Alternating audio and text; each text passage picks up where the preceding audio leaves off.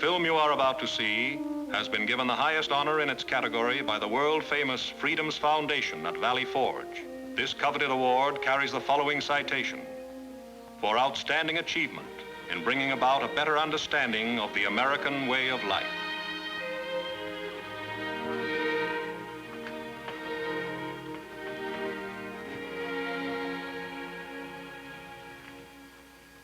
I'm so excited about the news, Mr. Brandt. Yeah, I'm glad those tax charges against Schwartz have been dropped, but we had an airtight defense anyway. Mr. Brandt, you know that wasn't what I was talking about. Carl Brandt, prominent local attorney, who came to this country as an immigrant 35 years ago, is being considered for appointment to the Superior Court vacancy, according to sources close to the governor's office. It's a good feeling, Jeannie, even to be considered. When we came from Hamburg, I couldn't even speak enough English to get a janitor's job in the court building. And now you're going to be a judge. No, not so fast. After all, it's only a newspaper report. I'm sure it's true. If it is, will you come along as my secretary, or would you rather stay here in case my son takes over the office? Well, don't you think I'd better keep my job with you? A bird in the hand, you know. There's a gentleman outside to see you. I don't... Mr. Roger Hensley from the FBI. Oh, well, I guess I better see him then. Yes, sir.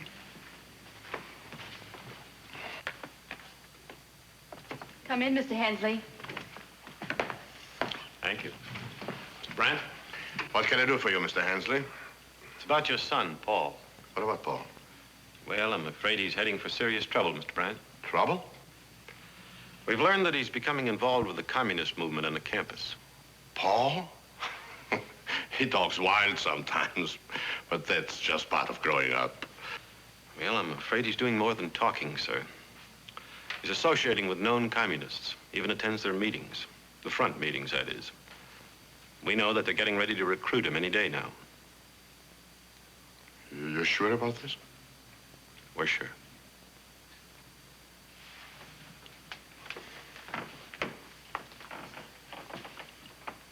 Why'd you come here, Mr. Hensley? Is there some charge against Paul? No. No, there are no charges. But we are concerned, Mr. Brandt, particularly because of you. Because of me? The commies would love to snare the son of a Superior Court judge.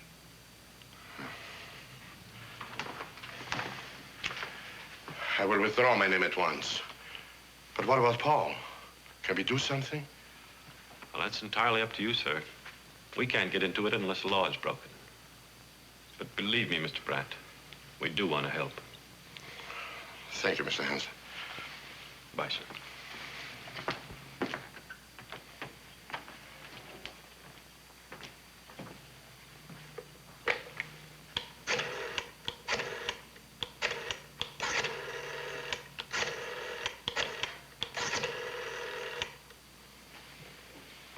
Hello? Is Paul Brandt around? Will you please ask him to call his father, either at the office or at home? Thank you.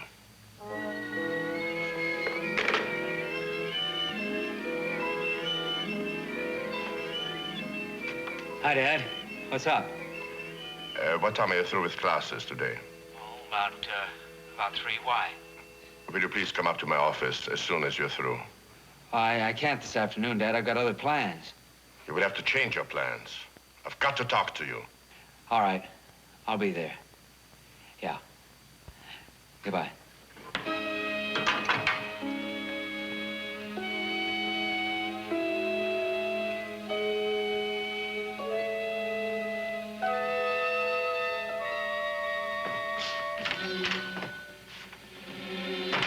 Hi, Jean.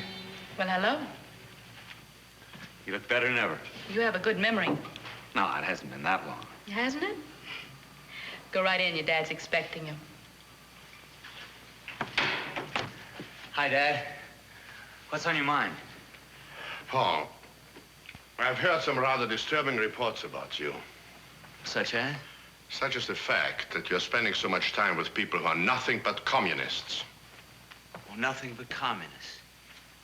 Well, maybe there's nothing but communism for people who aren't afraid to think. Look, Dad, if you want to find out how I stand on anything, just ask me. Don't waste your time by listening to a lot of stool pigeons. Don't know what you're saying, Paul. You don't know what communism really means. No, but I'm learning. And what I'm learning makes more sense to me now than anything I've ever learned before. Your world is dying, Dad, and it's burying itself in the dry rot of imperialism and colonialism. Communism is building a new world right in front of your eyes, and you can't see it. I saw communism at work before you were born, Paul. I remember the horrible, senseless violence, the bitterness. I saw the terror in Kiel and Berlin. You remember a man named Hitler? That's where your violence came from. But people like you couldn't see that either until it was too late. Paul, let's not quarrel about history. Think about America, our country. It's been good to us. Where else could all this happen? I remember when you made that speech at a 4th of July picnic when I was about 12. And it sounded great then. But somehow you flag wavers never get around to mentioning wars and depression, big business government, bigotry, Middle Eastern oil, the China lobby. What's the matter? Don't you read between the headlines? No matter what you say, Paul, and no matter how big our problems are, there's still the most important thing of all. We have freedom here. Freedom to make what we can of our own lives. Freedom to conform. Freedom to make the proper responses when somebody pushes the propaganda buttons.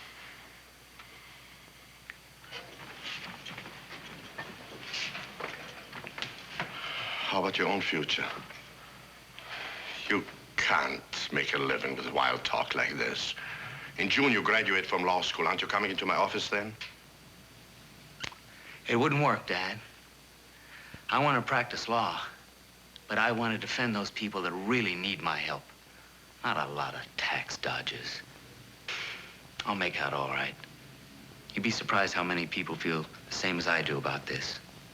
We're just not buying the red baiting line anymore. That's what happens to the people in Russia and China. Rat baiting. Oh, get with it, Dad. Who do you think worked out the mathematics for the Sputnik? A bunch of discontented peasants?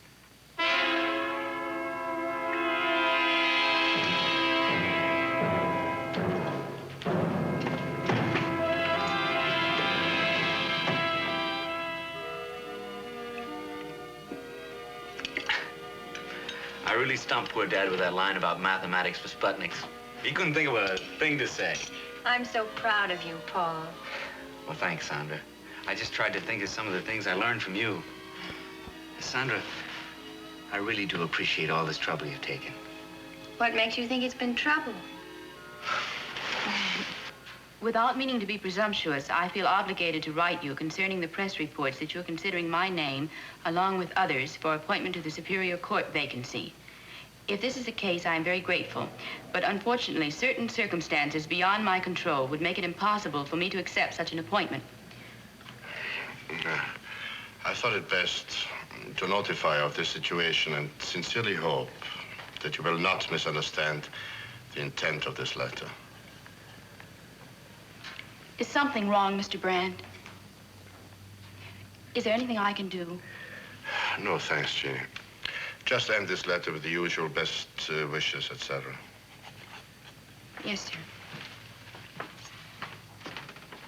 Jeannie, Yes, sir. maybe you can help. I don't want to sound personal, but when you left school and came to work here, you and Paul used to get out together quite a bit. Well, that's right, but I don't exactly know what happened. Paul just stopped calling me. I know what happened. He got involved with a communist group at school. Oh, I'm sorry. So sorry, Mr. Brand. I don't want to involve you in this, but it doesn't do any good for me to talk to Paul. I always seem to say the wrong things, and he twists my words back at me. I'd like to help, but I don't know what I can do. He certainly wouldn't listen to me. Do you know anybody at the university who could talk to him? Well, we used to listen to Pastor Bob Myers. He's a student pastor at the university. Paul seemed to like him a lot, but now I don't know. It's worth a chance. I'll see him this afternoon. Thank you, Jeannie. All right, Mr. Brand.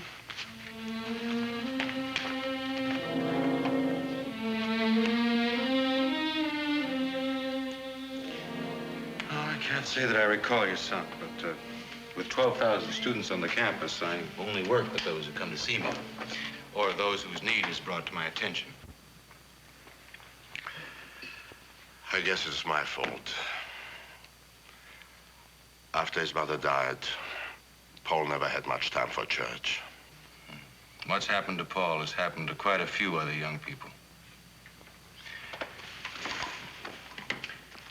This is a book on communism written by J. Edgar Hoover. It's called Masters of Deceit. One chapter tells about a boy, fine mind, intensely interested in the world about him and in science, but who had gradually lost his belief in God. Well, this boy came into contact with communist thinking in college, and in Mr. Hoover's words, believed he had found a new faith. Well, from what you say, your son also seems to feel that he has found a new faith. I never thought of it this way. I guess you're right. Anything you can do to help him? I don't know, Mr. Brandt, but I do know some of the fellows at his fraternity house. Maybe I could drop by and find a chance to meet him. Pastor, I'll be so grateful for anything you can do. I'll try and meet your son as soon as possible. And my guess is that his communist friends are going to move pretty fast now that he's talked to you.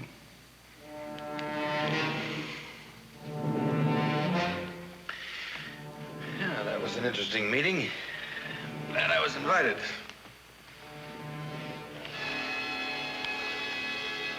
I don't suppose you've ever read this sheet. Oh, I have. Many others like it. Many times. You mean you've actually read this paper? It's pretty heavy-handed stuff, isn't it? Personally, I never found much challenge in the Medak school of writing. Oh, here's another story about that communist author. The one who took the party bosses seriously when they said criticism would now be welcome. Just listen to this. He's a pig who fouls his own sty and should be driven out like any other pig of his kind. Well, that's just a figure of speech. Right. It's pretty crude, too, isn't it? You ever stop to think that communism is the most outdated major philosophy in the world today? Or maybe that's just the other way around. That's what they try to tell us, isn't it? They point to Sputnik, as though that proves something more than material, short-view progress. They use the externals of science to send a massive metal out into space, and then they forget the fundamental meaning of modern scientific thought. Science is helping to destroy the old order. You're certainly right about that. Our greatest scientific minds tell us that we've now reached a stage where matter and energy and the spiritual content of life seem to overlap. Yet, communist thought, rooted in the mind of a 19th century fanatic, still ignores the immeasurable value and dignity of the individual human soul. Isn't that what you'd call a cultural lag? I wouldn't put it exactly that way.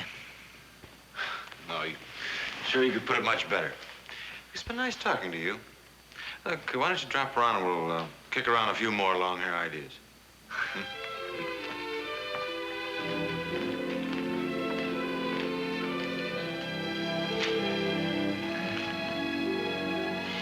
I've discussed our young friend with the section. Do they think we should recruit him? Not so fast. You've got to take him in all right. But the section thinks he ought to commit himself first. Well, how can we do that? That's your job, baby. Well, how? It's about time Paul proved himself by doing something for the party, huh? Have him deliver this to our man in Chicago. But do you think we can trust him to deliver something like this? Why not? He's hopped up enough to do anything. And who'd bother to trail him? What'll I tell him? Well, you tell him anything you want to. I'm sure he'll believe it.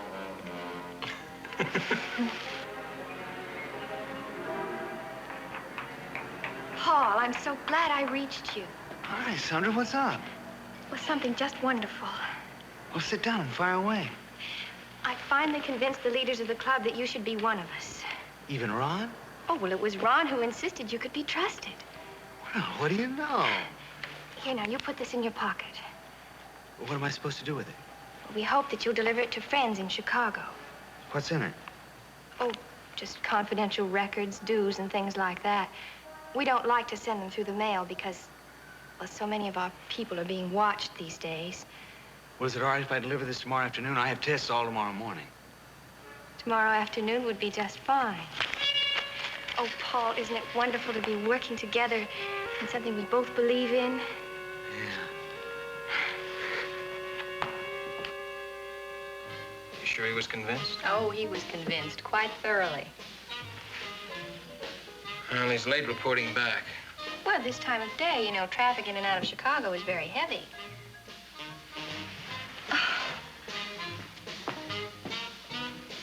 Any problems? None. Anybody see you give it to him? Not a soul. Fine work. Now, it's up to you, of course. But whenever you're ready, we're ready. I'm going to recommend you without reservation for membership. Great. Well, how about celebrating with dinner on me? Sure. Wonderful. Waiter.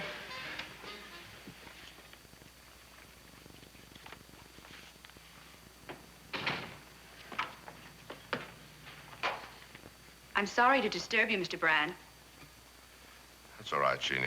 I wasn't accomplishing much anyway. I was wondering, have you heard from Pastor Bob?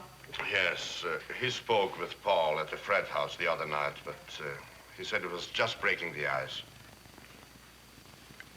Are you going to be in court all afternoon? I don't know why.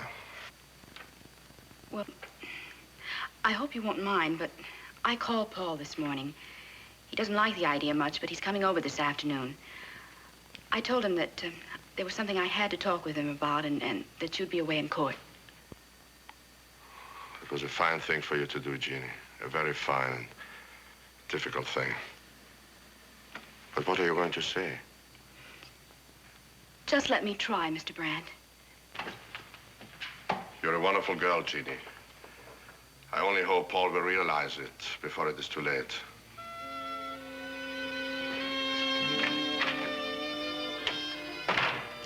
You just had to see me. Okay, doll, take a nice, long look.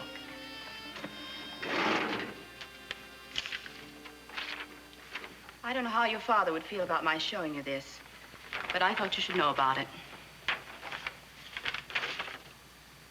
Governor. Dad shouldn't have written this. He's worked for years for that appointment. He felt he had no other choice since the FBI came to see him about you. The FBI? Oh,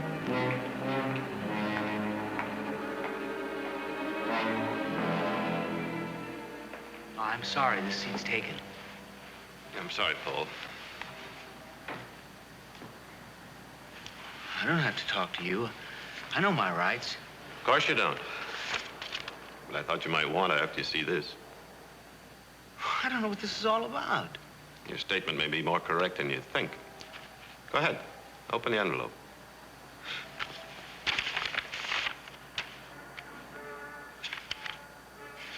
This means nothing to me.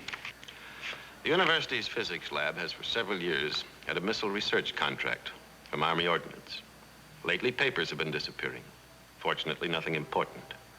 The information in these particular papers is so elementary, it's meaningless. So why are you bothering me with this stuff? I'm waiting for someone. If you mean Sandra Thompson, I think she'll be answering a few questions herself tonight. The important thing, Paul, is that these papers were delivered to a Soviet agent in Chicago 2 days ago. Soviet agent. And we have reason to believe that a young man of your age and appearance delivered them. I don't know what you're talking about. You can really help us if you want to cooperate. We're interested in learning how these papers get in the wrong hands. Next time, it might be something important. Don't ask me to do any of your stool pigeon work for you. You think about those words tonight. Would you really use them in describing your service to your country? To your integrity as an American citizen? We're just as interested in helping the innocent and the misguided as finding the guilty. You remember that.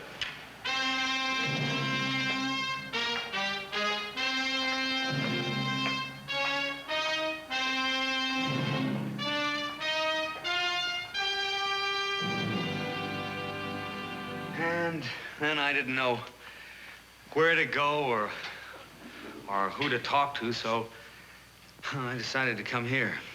I'm glad you did, Paul.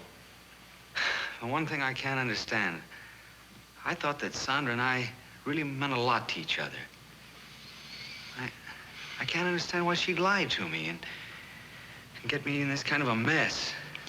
Well, unfortunately, the hardcore communists sacrifice anything to achieve an end, even personal feelings. They forget one thing, and that will inevitably defeat them. Inevitably? That's right.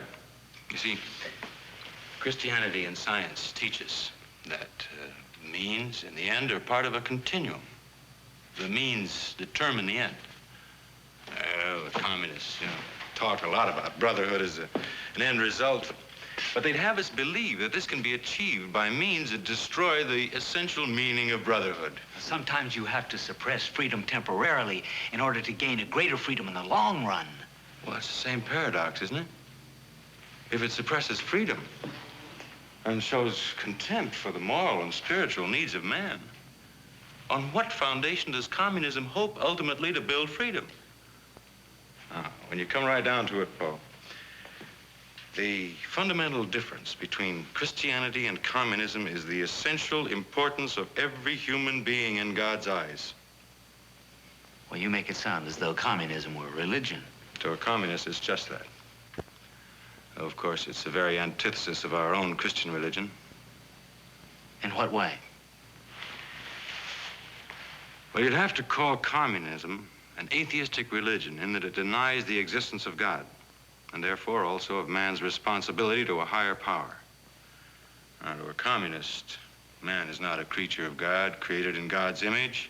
He's merely a rational animal fighting for mastery of the jungle. Well, that's what they say of capitalism. I mean about being a jungle. They never talk about capitalism in terms of 20th century democracy, do they? No, they're just still using the old cliches of Karl Marx. Well, by its own admission, communism is materialistic. Nothing matters but matter. To a communist, there's no communion between man and his spiritual source, no life hereafter, no immortality. Only this world counts. The world that man can see and touch, subjugate and master. Now, to a Christian, man is a very special creature of God. Well, true, he is fallen, but he is also redeemed by Jesus, who died for us on the cross.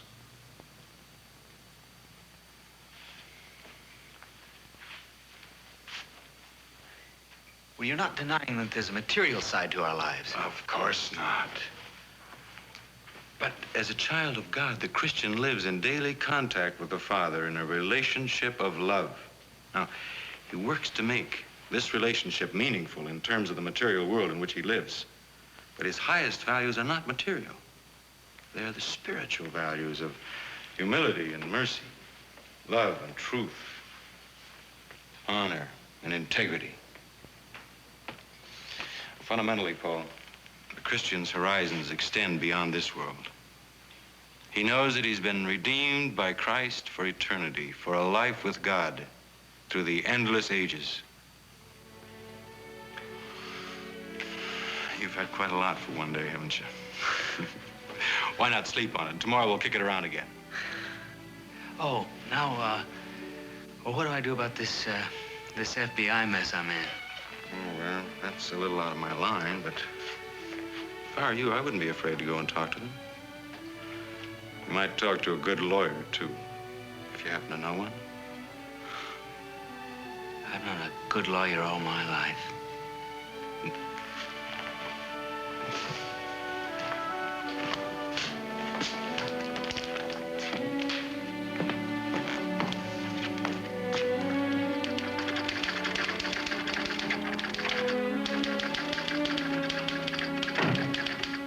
Good day, Miss Darcy. Bye.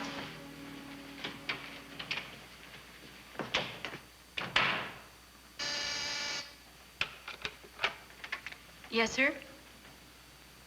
Yes, sir.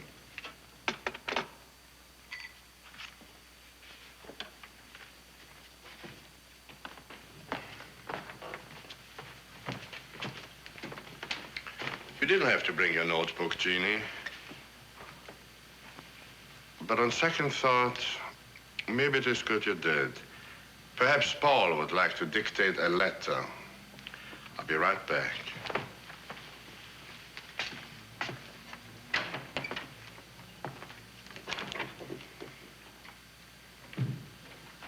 Would you take the letter, please? Dear Jeannie, I'm just beginning to realize how much you've done for me. And Dad, he says that this morning is the happiest of his life. Well, I can't say that yet, but I can say it's the most important. Just as last night with Pastor Bob was the most meaningful.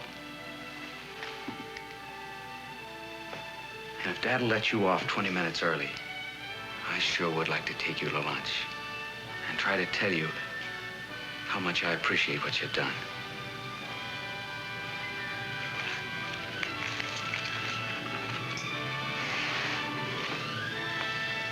It's a date. Thanks, Jeannie.